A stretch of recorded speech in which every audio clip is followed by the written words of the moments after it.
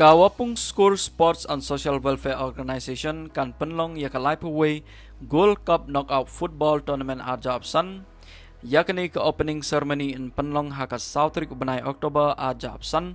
kitim kiban yelek kai hakani ke sngi ke kentup yaka rembai pempertat SC Pyrda yaka war jantia United FC ka program kan sedang nadu khat architeng janmien u chief guest hakani ke sngi udai uba Jason Mirom additional SP West Jantia Hills District uba Wailat dami chwa siang chai deputy chairman JHADC unlong kum usembut kongsan bat u Dr. T chela BDO wapung CNR di blok kinlong kum kisembut kongsan hakani ke sngi